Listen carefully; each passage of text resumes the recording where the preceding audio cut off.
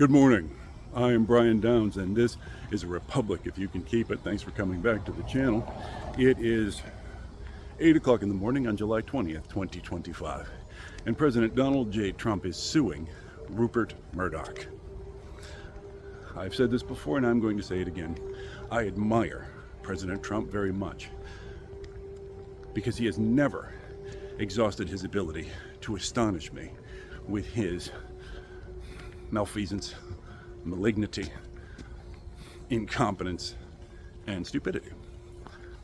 There are always new lows, and this is something we must acknowledge as being of historical significance. Donald Trump's DNA ought to be studied for some mutation that allows him to achieve naders that few other human beings have ever accomplished. So, the Wall Street Journal, a right-wing publication, published a story saying that in 2003, I believe, I'm getting the year wrong, but anyway, at one point, Donald Trump and his great friend, this is well known, Donald Trump and Jeffrey Epstein, the notorious sex trafficker who killed himself in prison, were good friends for a long time. The Wall Street Journal published this story saying that Trump sent Jeffrey Epstein a friendly little note in honor of his 50th birthday some years ago. The note is bawdy in tone. You can, of course, find the text of the note anywhere online. A handwritten note wherein the future president drew a sketch of a naked woman and arranged his signature on the note in such a way that his signature appears to be her pubic hair. Donald Trump is now suing the Wall Street Journal for publishing this article. Now, of course, President Trump is a would-be authoritarian and an enemy of freedom and democracy who has often used his power either as a wealthy man or as President of the United States to attempt to punish and intimidate anyone exercising their First Amendment right to criticize his myriad crimes. For this alone, he ought to be impeached. He is unfit for public service. I would not trust the man with a box of Lincoln Logs, but not only is he abusing his power in a hideous way by mounting a lawsuit demanding $10 billion in damages from the Wall Street Journal, he's also an amazing idiot. First of all, Rupert Murdoch owns the Wall Street Journal, owns Fox News. These outlets have generally supported Donald Trump, the politician. I want to make a point here. A lot of people think that Rupert Murdoch supported Donald Trump as a politician, and I don't believe that's true. The way media works is they make their money by bringing in eyeballs, by getting the clicks. So, media outlets do whatever brings in the clicks. They work hard to build a loyal fan base. They work hard to appeal to a certain demographic, people with certain political opinions, and then they tell those people what those people want to hear. This is what Joe Rogan does. This is what MSNBC does. This is how media works. So I don't believe that Rupert Murdoch, or even anyone in Fox News, ever really supported Donald Trump as a politician. They were just doing whatever brought in the attention.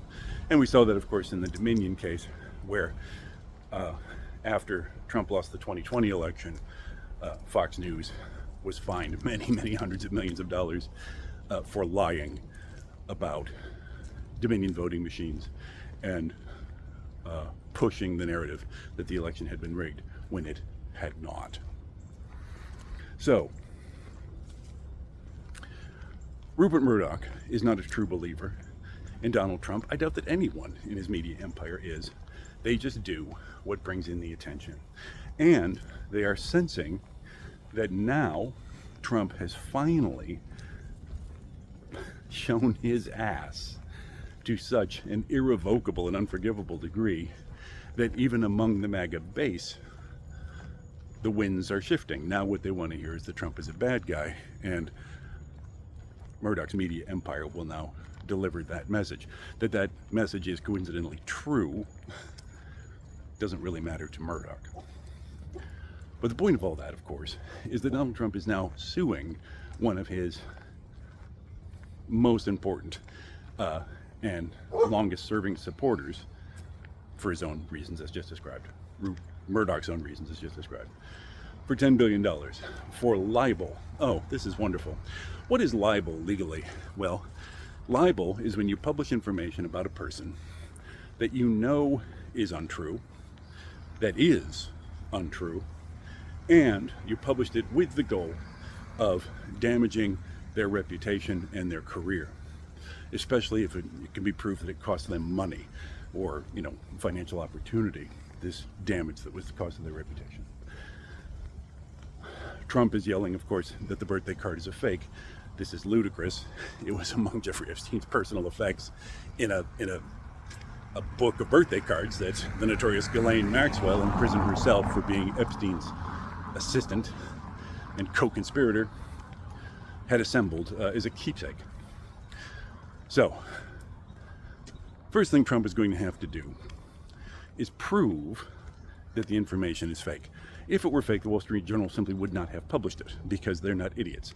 They know perfectly well that if they had published a fake birthday card of this kind, they would have been sued into oblivion.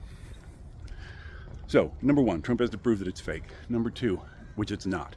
Number two, Trump has to prove that the Wall Street Journal knew that it was fake. Also impossible to prove, because that's not the case. Number three, what is Trump's goal here? That he wants to make people stop talking about his association with Epstein, the dead sex trafficker and abuser of children? This is not the way to go, because this is a legal case that will be spitting out headlines for at least a year to come, with every filing, with every motion, with every step in the process. It will only draw attention. And Trump can't win it, as I've just explained, which means that he will either have to drop the case or go into court and be told that the birthday card is real and true and therefore not libel. Those are the only two possibilities here. Trump will inevitably be tied even closer to Epstein than he has been before, because there'll be a court decision saying, yeah, that's you, that was your friend, the rapist of children. And here's what's even more delightful. While the birthday card is bawdy in tone, as it has been described in the media, it doesn't actually refer to any criminal activity. It's not an admission of guilt. It's not a photograph of Trump and Jeffrey Epstein and some unfortunate child. No. It doesn't actually prove anything except that the two men were friends and shared a racy sense of humor, perhaps. So, again, to prove libel, you have to prove that the information published damaged your reputation. Can we say that it damaged Trump's reputation? Trump, of course, having been known for a decade and more at least as a man prone to sexual outrages. So, what Donald Trump has done is launched himself into a legal fight he cannot possibly win, with the goal of reducing attention on the Epstein matter, when in fact it will only magnify attention on the Epstein matter. Witness the video you're watching right now.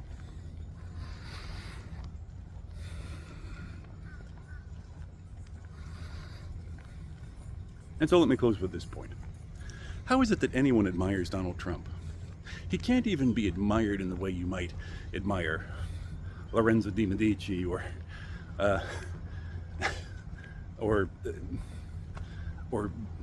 Carnegie or any number of other people who used, unsavory or dishonest or unethical tactics to succeed. Where you can say, well, he's a little tricky, but God damn it, you got to admit he won. No, Donald Trump just continues to fail in this pathetic, farcical, comical way. And yet, he still has his few admirers. Books will be written on this subject. Psychological textbooks.